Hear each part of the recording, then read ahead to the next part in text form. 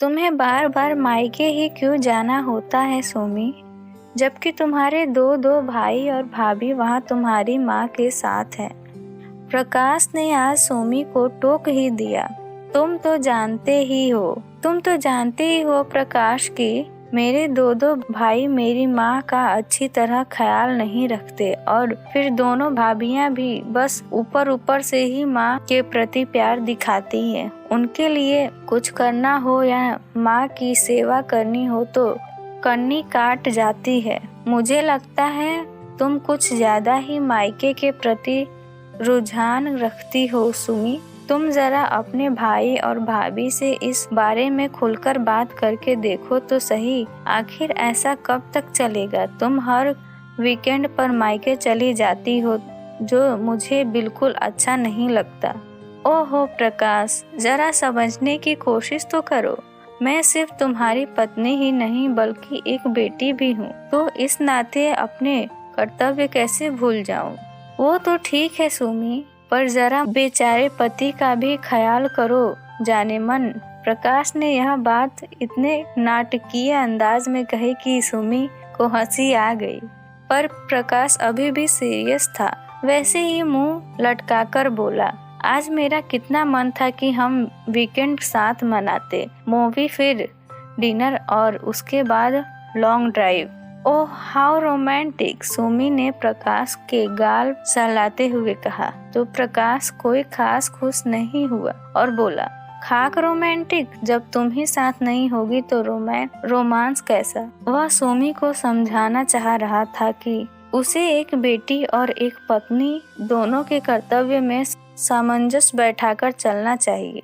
दरअसल अभी प्रकाश और सुमी के विवाह को बमुश्किल 7 महीने ही हुए थे। सुमी का अब भी अपने मायके के प्रति बहुत टान बना हुआ था। वैसे तो हर लड़की को अपने मायके से बहुत लगाव होता है, पर सुमी की बात अलग थी। वह मायके से कुछ ज्यादा ही जुड़ी हुई थी और मायके की हर चीज की खबर रखे बगैर उसे चैन नहीं आता था।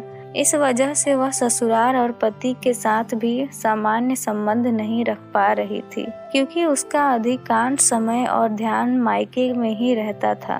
और तो और स्थानीय मायका होने की वजह से प्रति सप्ताह सुमी का मायका जाना बहुत अखरता था। इधर सुमी को लगता था कि एक वही अपनी माँ का अच्छी तरह ध्यान रख सकती है और कोई नहीं रख सकता। विवाह के पहले जब सुमी मायके में थी तब भी अपनी माँ से हमेशा लगी रहती, और माँ भी अपनी बहुओं से ज्यादा अपनी बेटी से ही मन की बात करती थी, जो कि स्वाभाविक भी था।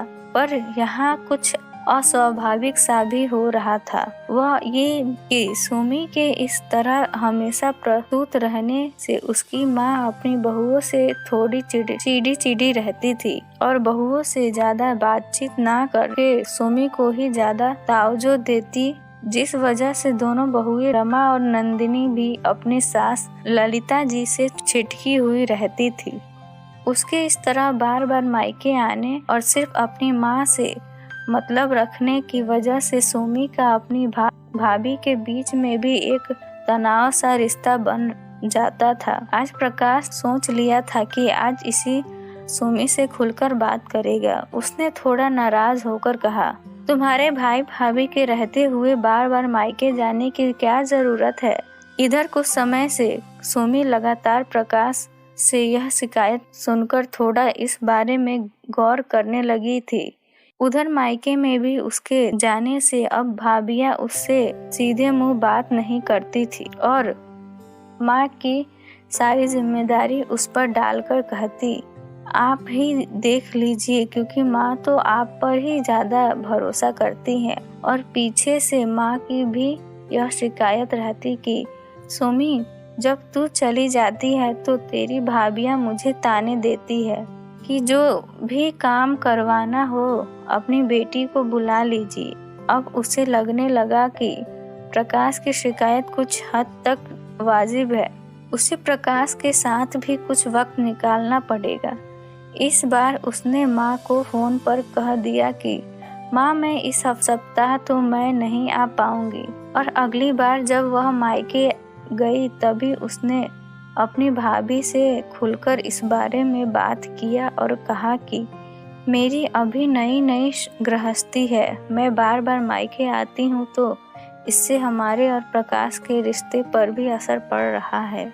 तो भाभी ने कहा कि माँ जी का ख्याल रख सकते हैं, लेकिन वह हम पर विश्वास नहीं करती, बार बार तुम्हें बुला लेती है। फिर उसने माँ के सामने भी अपनी समस्या रखी तो माँ ने भी उसे आश्वासन दिया कि अब से वह बेटा बहू के साथ हिल मिल कर रहेगी, उसके साथ सामंजस्य उठाने की कोशिश करेगी, क्योंकि कोई माँ नहीं चाहती कि उसकी बेटी का घर बिखरे। अब सब कुछ अच्छा सा हो रहा था तो सप्ताह में वह प्रकाश के साथ वक्त बिताने लगी और उसके रिश्ते भी बेहतर होते जा रहे थे। अब सुमी यह अच्छी तरह समझ चुकी थी कि मायके आना